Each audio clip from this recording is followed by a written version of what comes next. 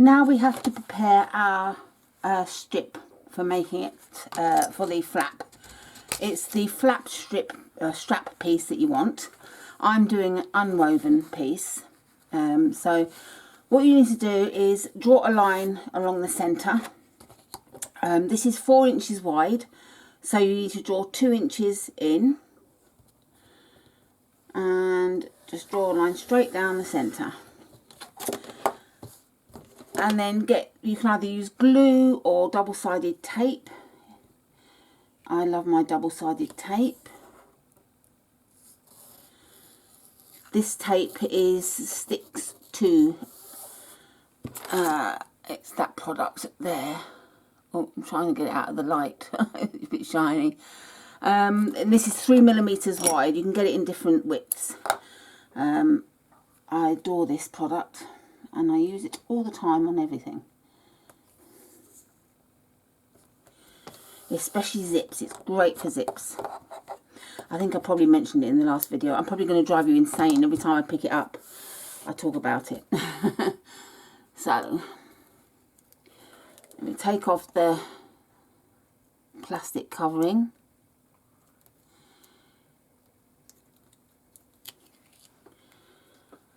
And then take it into the centre. So you're meeting the middle line. I'm just checking I've got it on camera, yes.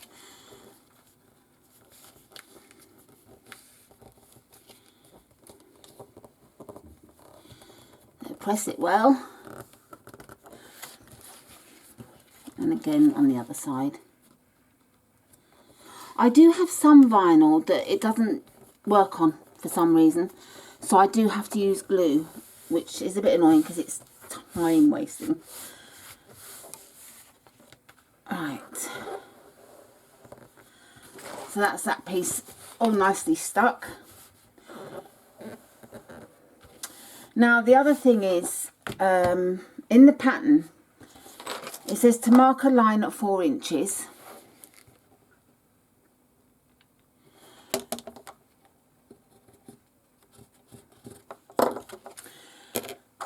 And then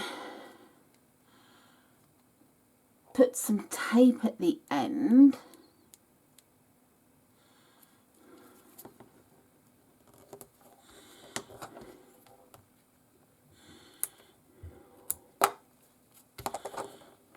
Now, I've already been here to this part and I had to redo it. And I shall show you why. I had to go and find this. This was one I'd made previously, or started to. And I followed the instructions with the strap in marking 4 inches in and taking the short edge to the 4-inch line. Great, I thought. I carried on, then I put the roof back on. And then I realised this was really long. I looked through the Shamballa group photos. Some people have done this length where it literally touches the tabletop. It's as long as the bag is high, but some people have gone to that distance, which I prefer, and I think it makes more sense because if you leave it like that, when you turn it over you've got the raw edge showing, which just doesn't seem right. I think you're meant to fold it on the line rather than taking the short edge to the line, that you fold on the line. That way you're taking the strap to there, you're stitching across there, therefore hiding the raw edge. Don't go to the 4-inch line, go fold it on the line, and that way you've got a nicer looking hangover, to be honest with you, and the raw edge will be sewn in. So having said that, now we take off the double-sided tape covering. I don't have any long nails to do this with, so I always use my scissors because they're nice and sharp. And here's the line I was talking about. Don't take it to the line, but fold on the line.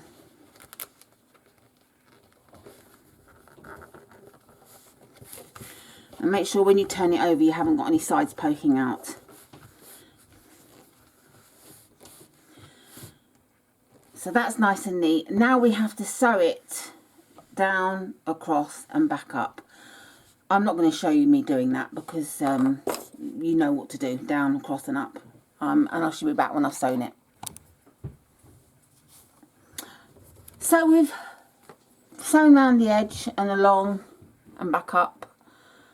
I think you can see that. So that's ready for the next part. Now to get the flat panel pieces, this vinyl that I'm using is ultra thin. I mean, it's beautiful, but I don't know if you can see it on the camera really, but really thin and really, you know, scrunchy up. So just to have 2 layers of this, let me show you on a piece here. If I had 2 layers of this,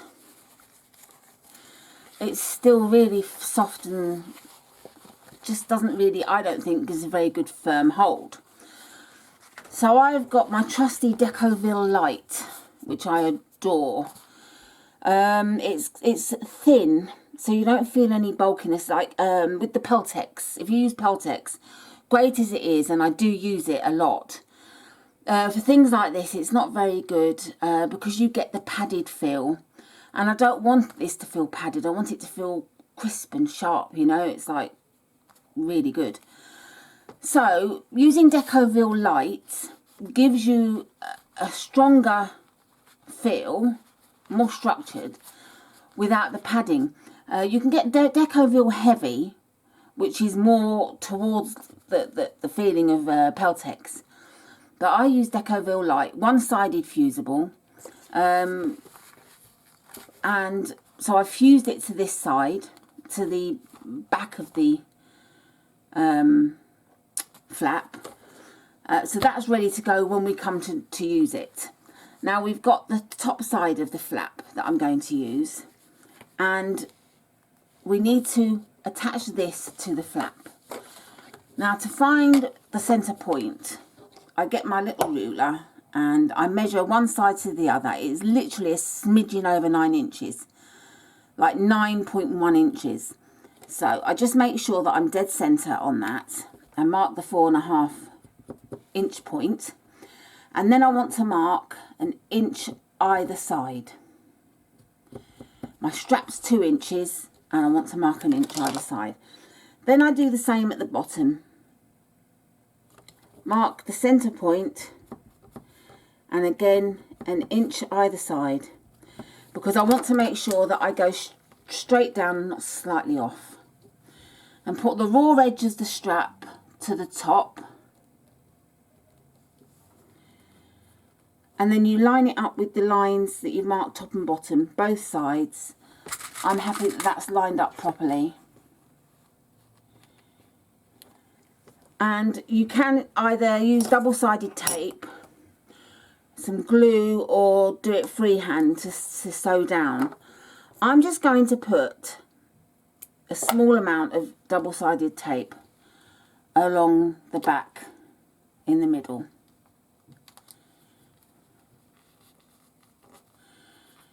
Just helps keep it in place when I sew, stops it from moving.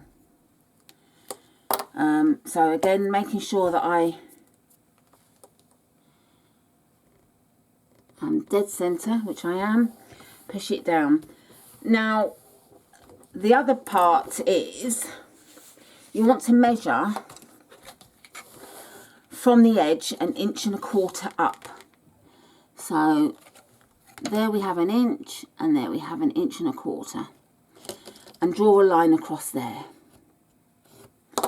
And that's where you're going to stitch to. You're going to stitch down along that line and then back up, so that you've got this part left free. So I should go to the machine, stitch down, along, up, and try to make sure you follow the stitch lines of the strip stitching you've already done. If you're not very good at doing that, you can always, if you prefer, measure the strap without attaching it here. Stitch on your machine this section, only this section. Then when you stitch it down, you'll stitch new stitching there and across and up if you want to. You don't have to. I have stitched all the way because I'm fairly confident that I'm going to stitch along the same stitch line. So I have stitched down, across and up. and then we've got that much of a gap. So that's the top stitched and finished. Now we need to attach the back to the top, like so. Okay, I knew there was something I needed to get before I came to the table, and it was my lovely glue. I use Gutterman HT2 textile glue. It's brilliant, it really is. Dries clear, doesn't leave, doesn't make it hard, still soft and flexible. It's just brilliant stuff. I wouldn't use anything else. I don't use anything else. So I want to glue all the way around, not too close to the edge. You don't want the glue seeping out of the edges, because even though it dries clear, you'll still have a blob of clear glue sitting there, not looking very pleasing to the eye.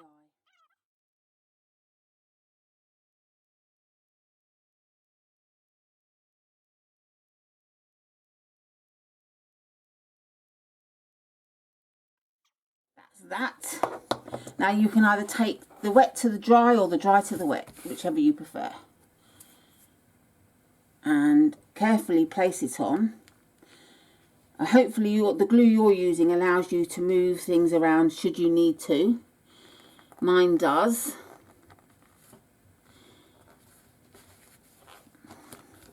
And the lovely thing about Sammy's pattern that she's kindly done for us, when you stitch at a 1/4 of an inch seam, afterwards you trim around. So if you do have any unmatched edges, like a slight amount poking out from underneath, you can trim it up afterwards, which is lovely. So that looks nice and neat and even. I haven't got any parts poking out. And it's time, once this dries, to stitch all the way around. Obviously lift this out of the way, and stitch all the way around. So I've got to leave this dry now and come back when it's dried.